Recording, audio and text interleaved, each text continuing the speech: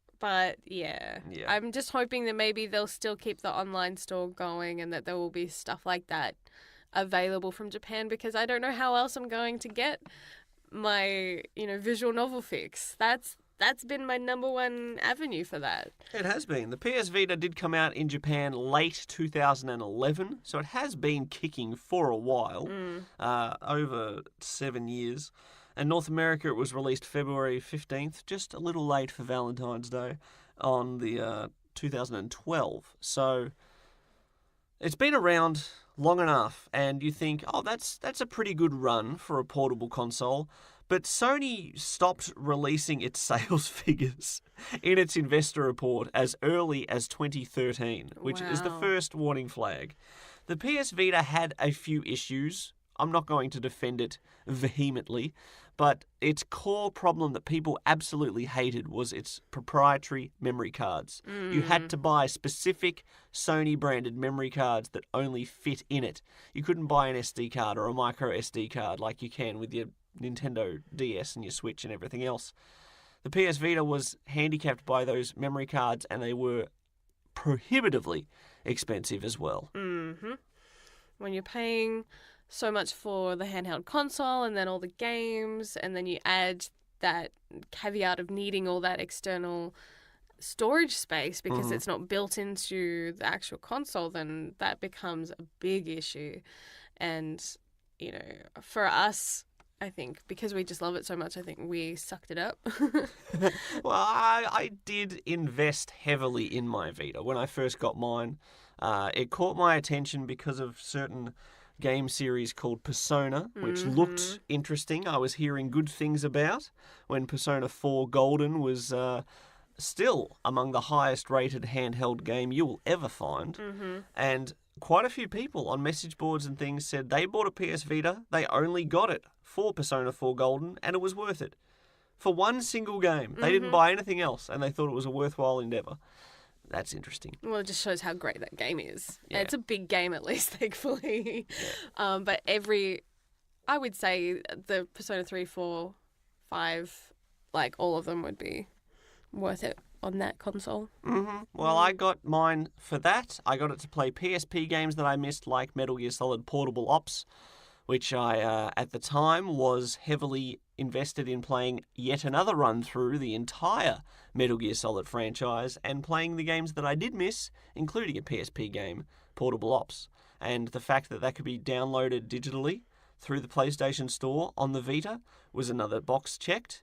And the third reason why I got a Vita was because I had just discovered PlayStation Plus, a service I have been subscribed to ever since, 2014, I think. And I realised that if I had a PS4, which I did very recently, I had a PS3, and if I got a PS Vita, that would be like a bucket load of free games every month. And at the time, two of the top-rated exclusives, Uncharted Golden Abyss and Gravity Rush, were both in the PS Plus lineup. Now, that was enough for me to go, ooh, I'll get this thing. I'll get this Vita. And for years, I would probably say, 2015 through to 17 even, the PS Vita was my most loved, most played console handheld video gaming device ever at the time. I love my PS Vita. We both do. You got yours as well, a few years later. I did. I got the one that was more slim-lined, and it felt more plastic than metal. Yours is much heavier than mine. Yeah, yours is the 2000 model. Yes. And I honestly, because I'd been playing yours, and that's how I had played Persona 4, was through your profile, because I didn't have mine at the time. And then when I got my Vita, because it was so much lighter and it felt a little smaller in my hands, I didn't like it at first. I was so used to yours. It took forever. And then you used mine and you're like, oh, this is so much more comfortable. And I'm like nearly saying, you want to switch them? Let's switch them. But I got used to mine. And I still, to this day, like if we go on a trip, it's one of the things I'm like, I got to pack my Vita because it's got so many games that I can pick up and play and things that I've downloaded. It's probably more than any other console, our like PS4 and Xboxes included, has the most like downloaded games Yep. on there. Oh, my digital library on my PS Vita. I have multiple high-capacity memory cards for it, including my PS Plus games, but also games. You can play PlayStation 1 games on the Vita.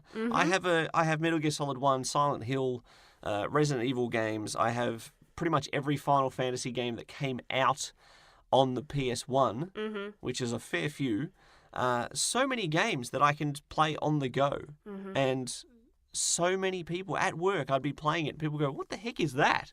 I go, "It's a PlayStation Vita." They're like, "What?" Nobody knows about it. And that was part of its demise as well. Especially in Australia, it was not well supplied or stocked. Or advertised. And unfortunately, the first round of Sony first-party games were not successful. There was a Call of Duty version on PS Vita as well, which did not do very well at all, commercially, critically. And from then on, everyone's like, "Oh, okay, maybe we don't want this thing." And it just sort of spiraled from there. The support wasn't there from the developers. The interest wasn't there from the fans. But those who did enjoy it, man, it's almost Dreamcast level of people who invested in this thing and say, "It is amazing. Why didn't anyone use it?"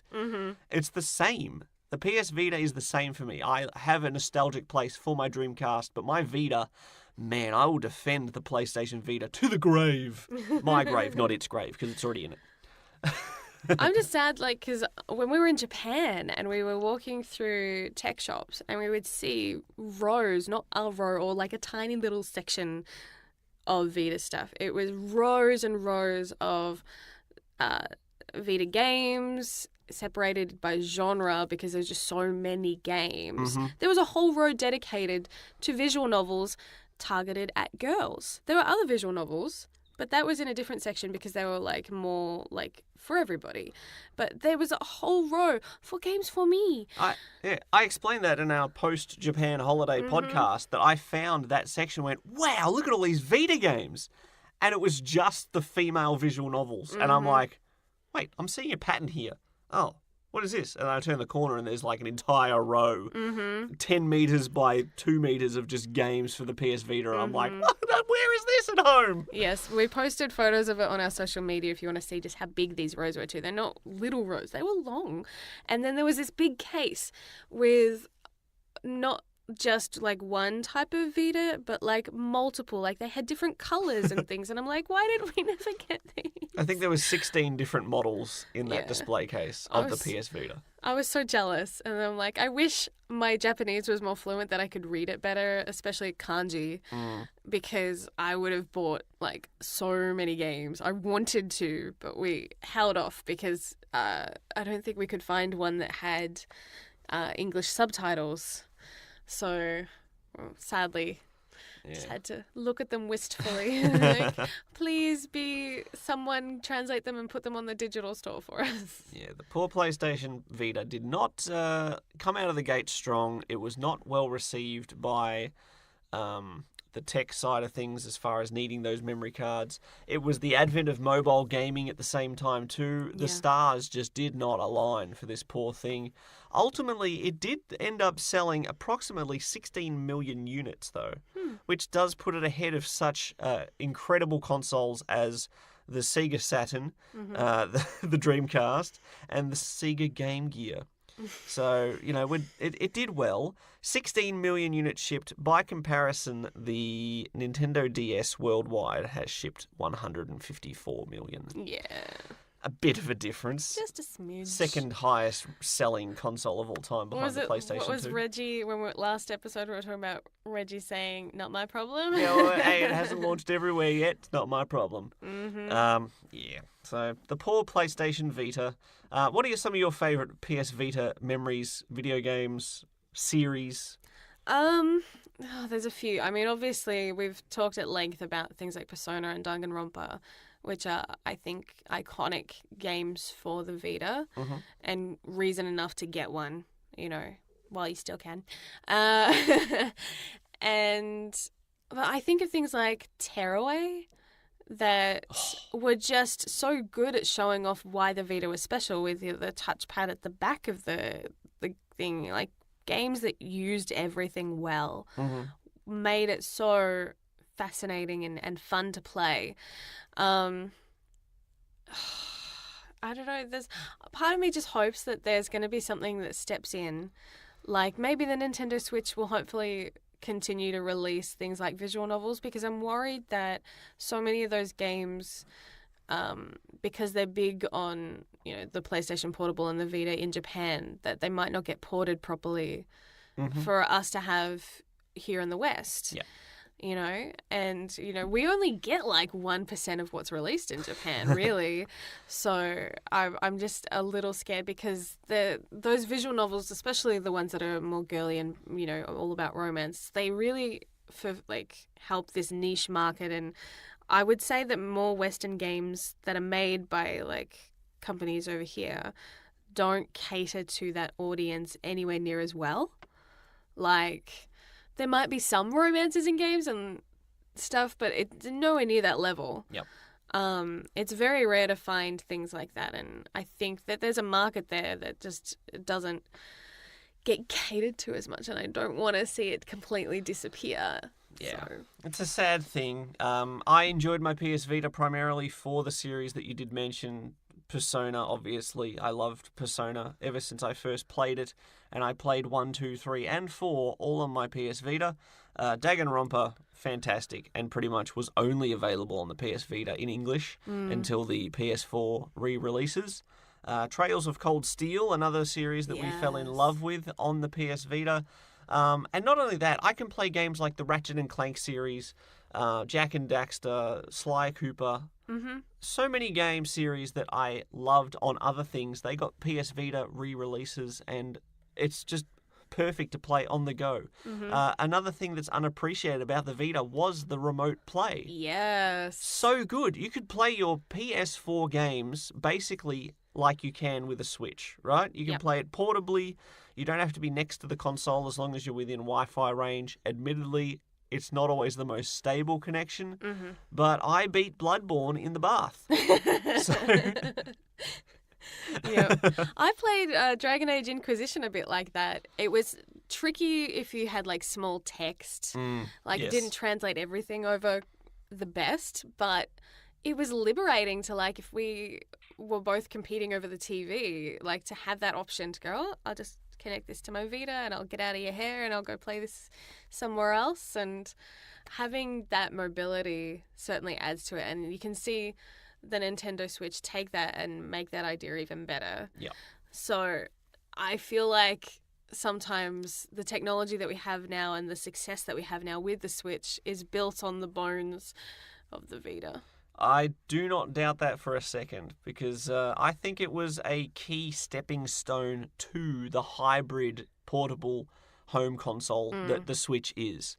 Unfortunately, sometimes developers have ideas that the technology just isn't quite there. Yeah. Just look at Sega. They were ahead of the curve on so many things, and they should have been on the curve, not ahead of the curve, and that's where they fell over.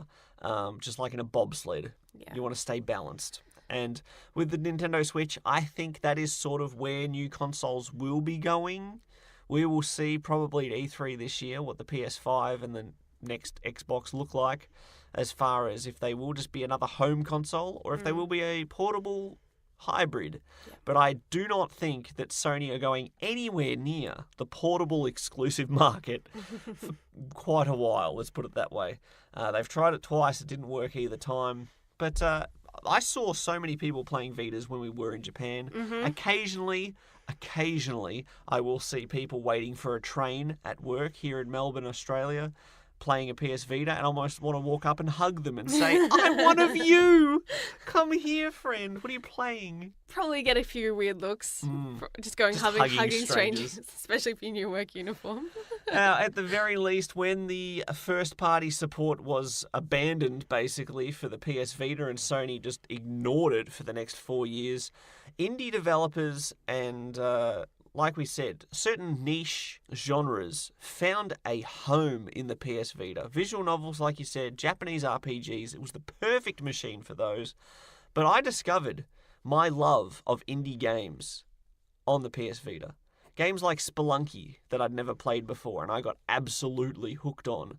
Games like Downwell and VVVVV, which, yes, is a game. Games that I normally would not have tried, and because they were included in the PS Plus freebies, which unfortunately have stopped for the PlayStation 3 and the PS Vita as of this podcast, bye-bye. You get 2 PS Plus games a month now on the PS Plus service, and they're only PlayStation 4 games. So that has made me reconsider renewing my subscription when it expires. We'll have to wait and see. Ultimately, we loved the Vita. We still love the Vita. You know Always me. will. I never will abandon a console. I've still got all my old stuff. And I'm constantly shopping for new old things. I'm just hoping that even though they've officially stopped production on the actual handheld console, that there will still be a little bit of time left of porting and translating Japanese games and bringing them over, at least on the digital store. Because once they shut that down, then that will be a really sad day. The end of an era. Absolutely. I think it's time for our future gaming goals. I need a minute. You're listening to the Gaming Lovers Podcast. Want to join the conversation? Visit thegaminglovers.com. Record your comment or question by clicking on the button on the right-hand side, and you could be featured in the next podcast. Well, the chains are off, the restrictions of 4 in Feb are over, and I'm curious as to what you have discovered, what you have been playing in the month of March, this last few days of March, and what you have your eye on in the future, my dear. Please enlighten us. We bought really cheap a while back Stardew Valley for like $10. It was like a special collector's edition and came with the soundtrack and everything. We're like, oh, we hear good things about this. And I knew it would be far too chunky to even attempt like in February, especially in 4 in Feb. So we've been holding off. And pretty much right away, as soon as March started, we're like, okay, this is a very different kind of pace. It kind of feels a little like Animal Crossing, but not as blah, blah, blah, blah. Yeah. A lot more reading and has a way more depth than I thought it was going to. Like when I was starting this, I'm like, oh, cool, this kind of, my mum would love this. This feels like Farmville, like on Facebook, going back a few years. And just that simplicity of harvesting and planting and things, but oh my word, there's so much more to it. And interacting with this village and getting to know people, and the more you talk to them, the more interesting they become. And then there's mining and fishing, which is so freaking hard. But there's so much more to this game than first meets the eye, and I think that's why it gets such rave reviews. And it's this cute 8-bit style kind of game, and you inherit this farm and you can customize your person. And I think you're sitting next to me and I was starting this game, and I spent like an hour. She never spends more time playing games than she does when she's creating a character. No, my eye colour's 2 shades of blue too strong. How do I change this? I had to actually get up off the couch and get close to the TV so I could see, because the menu when you're building it is like, it's super, like they could have zoomed in a little more in that section. I'm like, I can't see my person, any changes I'm making, I can't tell, I need glasses. So I like went over and got closer to it so I could see and just hear you laughing at me like from the couch. But it's an RPG, but also the most relaxing RPG. You take things at your own pace. All you have to do is just try to remember people's birthdays so you can give them gifts and build up those friendships. And you can choose to get married down the line. I haven't gotten that far into it, but I know you can. So, yes. But interestingly, like I started that, and then we've had more painting and other obligations over the past weekend. And then I walk in and discover that you've started Stardew Valley.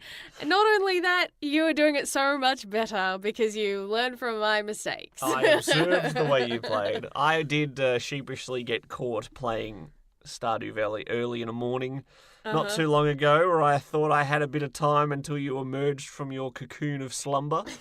And I did not, and was caught playing Stardew Valley. So, yeah, I like to relax occasionally as well. Yes. So, well, we're both giving it a shot at the moment. It's another one of those games that everyone seems to adore, and so we're looking at giving it a spin. And for $10, we were like, I think now, especially because we've enjoyed it so much, we're already got our money's worth out of this game. So, and it's available not just on consoles, it's like a mobile game and stuff too. On everything. It's on everything. I'm like, if I told my mum about this, I'd probably never see her again.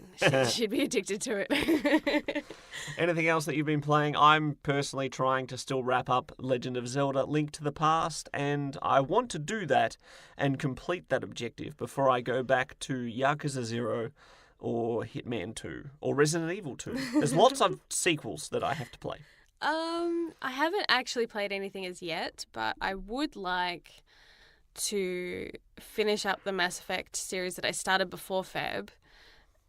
Jump back into Mass Effect 2. I'm like halfway through that. I think I started like the Overlord DLC and like I forgot how much I hate driving the vehicle that they put you in. It's like tissue paper if it gets hit or touches anything. It's so annoying. So I'm not a fan of vehicles in those games. I think Andromeda, surprisingly, is the one that does it well. But that's because they had help from like the people that make, is it Need for Speed or whatever? They had to do something well. That was it. But yeah, so I kind of hit a wall. I'm like going, nah, 4 and Feb's around the corner. I'm just going to put this down. So I'm part of me is like, oh, that's where I left it. I don't want to play that bit. I wish I could fast forward it. But yeah, so that's where I'm at the moment. I'm just kind of chilling. I'm like, it's kind of nice not feeling like this urgency of trying to get things done. I'm just having a really chill month, I think, as far as gaming goes now. Well, sometimes we forget that games aren't supposed to be work and we can just enjoy what we want to enjoy. Whether it's a game we've played 1,000 times before, something far less stressful and more chill like a Stardew Valley. Sometimes we just want to relax with our good old games. Well, so who gets the PlayStation today for Stardew Valley? Flip a coin. I call heads. I'm just going to go find a coin in the gaming room. I'll be back in a sec. Nice. Chowski, everybody. Bye, Nara. I'm locking you in the booth. No. Yes. Thanks for listening to the Gaming Lovers Podcast. For more episodes or to watch some live stream gaming, visit thegaminglovers.com. Lord